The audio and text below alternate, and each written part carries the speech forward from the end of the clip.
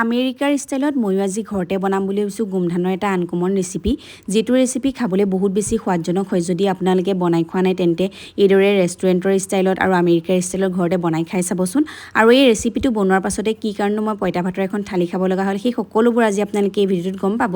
Hello' everyone, কি খবৰ? আশা কৰোঁ সকলো ভালে আছে আৰু মোৰো ভালেই। সকলোকে পুনৰবাৰ মোৰ চেনেলৰ নতুন এটি ভিডিঅ'লৈ স্বাগতম জনাইছোঁ আৰু হাতত হয়তো এই গোমধান দুটা মানে দেখি পিনি আপোনালোকে গম পাইছে চাগে আজি যে গোমধানৰ কিবা এটা ৰেচিপি বনাম। হয় মানে মই আজি ঘৰতে বনাম বুলি ভাবিছিলোঁ আমেৰিকান কৰ্ণ। আমি যিহেতু ৰেষ্টুৰেণ্টত কিনি খাই থাকোঁ আৰু দামটোও বহুত বেছি লয়, গতিকে আজি ঘৰতে মই এই 10 টকা দি পিনে দুটা গোমধান কিনি আনিছোঁ আৰু এই গোমধান দুটা পাইতে মই বনাম বুলি ভাবিছোঁ আমেৰিকান ষ্টাইলত কৰ্ণ। গতিকে এইটো কিদৰেনো বনাওঁ ফুল প্ৰচেছটো আপোনালোকো দেখাই যাম আৰু ৰেচিপিটো আপোনালোকৰ লগত শ্বেয়াৰ কৰিম বুলিয়ে ভাবিছোঁ। সেইবাবে মই আপোনালোকক প্ৰথমৰ পৰা A to Z কিদৰে বনাই সকলোবোৰ দেখাই যাম বুলি ভাবিছোঁ। তেন্তে বলকচোন এতিয়া দেৰি নকৰি ভিডিঅ'টো আৰম্ভ কৰোঁ। আৰু প্ৰথমতে এই গোমধানকেইটা দেখিছেনে, গোমধানকেইটা শুকাই আছে। প্ৰথমতে মই বাকলিটো ধুনীয়াকৈ গুচাই ল'ম আৰু এতিয়া এই দুটা গোমধান দুটা মই এইদৰে ধুনীয়াকৈ গুচাই লওঁ লৰালৰিকৈ। গোমধানৰ গুটিবোৰ এতিয়া মই ধুনীয়াকৈ এটা এটাকৈ হাতেদি এৰুৱাই লৈছোঁ আৰু গোমধানটো যদি বুঢ়া নহয় কুমলীয়া গোমধান হয় তেতিয়া সোৱাদটো বহুত বেছি ভাল হয়, মানে বনাবলৈ কষ্ট নহয়, সুবিধা হয়। সেইবাবে মই কুমলীয়া গোমধানেই আপোনালোকক ল'বৰ বাবে ব্যৱহাৰ কৰিবৰ বাবে কওঁ এই ৰেচিপিটো বনাওঁতে। মোৰ লগত যিহেতু কুমলীয়া গোমধান নাছিলে সেইবাবে মই এই দুটা গোমধান দি পিনিয়ে ৰেচিপিটো বনাম বুলি ভাবিলোঁ। আৰু দেখিছেনে মই থালিখনত ধুনীয়াকৈ গোটেই গোমধানকেইটা উলিয়াই ল'লোঁ আৰু উলিয়াই থোৱা গোমধানখিনি মই এতিয়া এই কুহুমীয়া গৰম পানীখিনি দি দিম। আৰু যদিহে আপোনাৰ গোমধানটো কুমলীয়া হয় তেতিয়া বহুত দেৰি নিসিজালেও হয়। মোৰ যিহেতু গোমধানটো অকণমান বুঢ়া আছিলে সেইবাবে এইদৰে মই উতল আহিবলৈ দিলোঁ আৰু উতল আহিবলৈ দিয়াৰ পিছত প্ৰায় 5 মিনিট 10 মিনিটমান সময় এইদৰে মই ৰাখি দিলোঁ আৰু ৰাখি দিয়াৰ পাছত মই মানে এটা এটাকৈ গোমধানবোৰ তাৰপৰা উলিয়াই পিনি চাইছোঁ সিজিছেনে নাই। মোৰ গোমধানখিনি প্ৰায় সিজিলে আৰু কোমল হৈ গ'ল, সেইবাবে মই গোটেই গোমধানখিনি এইদৰে থাল এখনত উলিয়াই ল'লোঁ। আৰু উলিয়াই লোৱাৰ পাছত ইয়াত যিহেতু মই এতিয়া কৰ্ণফ্ল'ৰ আৰু ময়দা যিখিনি মোৰ ৰেচিপিটোত দৰকাৰ হ'ব সকলোখিনি মিক্স কৰিম, সেইবাবে মই এই বাচনখনত গোটেই গোমধানখিনি ইয়ালৈ দি ল'লোঁ আৰু দি দিয়াৰ পাছত ইয়াৰ লগত এড কৰিছোঁ এইফালে কৰ্ণফ্ল'ৰ আৰু লগত দি দিছোঁ অকণমান ময়দা আৰু দি দিছোঁ বেচন। এই গোটেইকেইটা বস্তু দিয়াৰ পাছত যিহেতু মই ইয়াত মছলা দি বনাম বুলি ভাবিছোঁ সেইবাবে মোৰ লগত থকা মছলাখিনিও মই দি দিম ইয়াতে আৰু অকণমান নিমখো দি দিছোঁ। সোৱাদ অনুসৰি আপোনালোকে নিমখটো দি দিব আৰু মছলা আপোনালোকে যি আপোনালোকৰ লগত থাকে বা যি মছলা আপোনালোকে এড কৰিম বুলি ভাবে সকলোখিনি মছলা আপোনালোকে ইয়াতে এড কৰি দিব।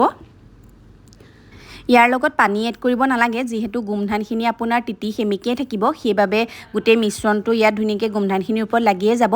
এয়া মোৰ ভাগৰ আপোনাৰ প্ৰায় গোমধানৰ ওপৰত গোটেই মিশ্ৰণখিনি লাগি গ'ল আৰু দেখিছে নহয় আপোনালোকে। আৰু খালি এই গোটেই মিশ্ৰণখিনি যেতিয়া মিলাই হ'ব তেতিয়া এইদৰে আপোনালোকে যদি আপোনালোকৰ লগত ডাঙৰ চেকনি থাকে তেতিয়া চেকনি দি পিনি অকণমান চালি দিব, নহ'লে চালনি দি পিনিও চালি দিলেও হ'ব। যদিহে চালি দিয়া নহয় তেতিয়া যিহেতু গোটেই গুড়িখিনি তেলত পৰি যাব আৰু তেলত পৰি গ'লে তেতিয়া ৰেচিপিটো ভাল নহ'ব, গোমধানখিনি গোটা গোটা হৈ নাথাকিব, গোটেই লাগি ধৰিব। সেইবাবে মই এতিয়া হাতেদি এইদৰে কেইটামানকৈ ছাইড কৰি লৈছোঁ গোটেই গোমধানখিনি আৰু এই বাচনখনত দেখিছে নহয় গুড়িখিনি যিখিনি আছিলে গুড়িখিনিও এটা ছাইড হৈ গৈছে। এইদৰে মই গোটেইখিনি ছাইড কৰি ল'লোঁ আৰু ছাইড কৰি লোৱাৰ পাছত এই কাঁহীখনতে গোটেইখিনি থলোঁ আৰু এতিয়া এই গোটেইখিনি থোৱাৰ পাছত যিহেতু কেৰাহীত তেলো দি থোৱা আছিলে, তেল প্ৰায় গৰম হ'লেই আৰু তেল গৰম হোৱাৰ পাছত মই এই গোটেই মানে যিখিনি গোমধান আছিলে গোমধানখিনি মই ইয়াত দি দিম। তেলটো অলপমান বেছি হ'লে ভাল, মই তেল বহুত বেছি দিয়া নাই যিহেতু গোমধানখিনি ফুটিলে অকণমান দিগদাৰ হয় সেইবাবে মই তেল কমকৈ দিছোঁ। আৰু তেলটো কমকৈ দি পিনি হেতাখনে মই এইদৰে অকণমান লৰাই দিছোঁ প্ৰায় 2 মিনিটমান এইদৰে গেছটো কমকৈ দি পিনি লৰাই আছোঁ। আৰু লৰাই থকাৰ পিছত যিহেতু গোমধানবোৰ এটা এটাকৈ ফুটিবলৈ ষ্টাৰ্ট কৰিছে সেইবাবে মই ঢাকনাখনো লগাই দিলোঁ। আৰু এই ৰেচিপিটো বনাওঁতে আপোনালোকে গেছটো একেবাৰে কমাই দিব, নহ'লে গোটেই গোমধানখিনি ফুটি দিয়ে যাব আৰু ঢাকনা নলগালেও আপোনাৰ গোমধানখিনি ওপৰলৈ যিহেতু ফুটি ফুটি আহি যাব আৰু ওচৰত ৰৈ থাকিলে আপোনাৰ হয়তো হাতে চকুৱে চবতে তেল পৰিব পাৰে, সেইবাবে মই ঢাকনাখন লগাই দিছিলোঁ। আৰু মই প্ৰায় ৰেচিপিটো তৈয়াৰ হ'লেই আৰু যিহেতু মই গেছটো একেবাৰে কমকৈ দিছোঁ আৰু ইয়াত যিহেতু যিবোৰ গোমধানবোৰ দিয়া আছে তাৰ প্ৰায় আধা সংখ্যক গোমধানেই ফুটিলে, যিহেতু ইয়াৰ ওপৰত এটা লেয়াৰ আছিলে সেইবাবে যিখিনি গোমধান ফুটিলে আপোনালোকে ইয়াত ধৰিব পৰা নাই।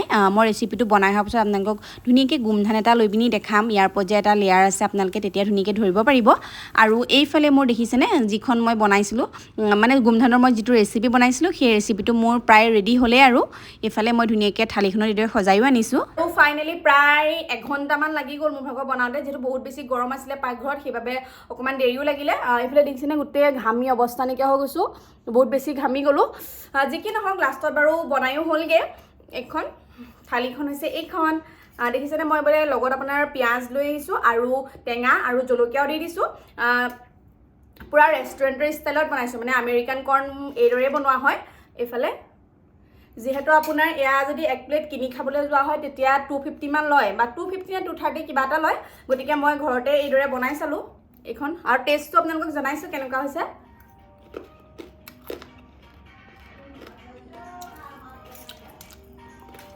জলকীয়াটোকে কামুৰিলোঁ গতিকে বেছি জ্বলাহে পাইছোঁ এতিয়া আৰু সোৱাদটো বহুত বেছি ভাল হৈছে মানে আৰু জলকীয়াটো কামুৰিলোঁ কাৰণে মানে অকণমান দিগদাৰ হৈ গৈছে কিন্তু সোৱাদটো বহুত বেছি ভাল হৈছে আপোনালোকে এইদৰে ঘৰতে বনাই খাই চাবচোন আৰু কেনেকুৱা পায় মোক কমেণ্টত জনাব এই গোমধানটোৰ ওপৰত যে মানে কৰ্ণফ্ল'ৰ আৰু ময়দাৰ আটাৰ এটা মিশ্ৰণ দিয়া হৈছে সেইটো ইয়াত ধৰিবই পৰা নাই আপুনি খাই চাওঁতে মানে টেষ্টটোহে অকণমান ধৰিব পাৰিব যে কিবা দিয়া আছে ইয়াৰ লগত পাপৰ চাপৰ থাকিলে মিলাই দিলে পাপৰ মিলাই দিলেও ভাল লাগে খাই পাপৰ বাদাম মোৰ লগত যিটো পাপৰ বাদাম আছিলে কিন্তু মানে ইমান বেছি গৰম পৰিছে ভিতৰত সেইবাবে মই সেই সকলোবোৰ একোৱে নিমিলালোঁ গৰমত এইদৰে মই থালিখন বনাই পিনি ৰেডি কৰি আনিলোঁ আৰু এইখিনিয়ে টেষ্ট কৰি চাইছোঁ সোৱাদটো বহুত বেছি ভাল হৈছে কাঁহীখনত যিহেতু আপোনালোকে গোমধানৰ ওপৰত লাগি থকা লেয়াৰটো ধৰিব পৰা নাই সেইবাবে মই আপোনালোকক এইদৰে দেখাই দিছোঁ গোমধানৰ ওপৰত লাগি থকা লেয়াৰটো এয়া আমেৰিকান কৰ্ণ বনাই যিহেতু হৈ গ'ল আৰু ৰেচিপিটো আপোনালোকে দেখিলে কিদৰে বনালোঁ কি কৰিলোঁ মই আজি প্ৰথমবাৰৰ বাবে বনাইছিলোঁ হ'লেও টেষ্টটো বহুত বেছি ভালেই হৈছিলে কিন্তু মানে বহুত বেছি গৰম লাগিলে সেইকাৰণে অশান্তি পাই গ'লোগৈ আৰু লাষ্টত গৰম ভাত নাখালোঁৱেই সেইবাবে মই একদম ধুনীয়াকৈ মানে আপোনাৰ পানী দিয়া ভাতৰ থালি এখন লৈ আহিছোঁ এইখন দেখিছেনে এতিয়া এই ধুনীয়াকৈ থালিখন খাই লওঁ আৰু ভিডিঅ'টো বহুত বেছি দীঘলীয়াও নকৰোঁ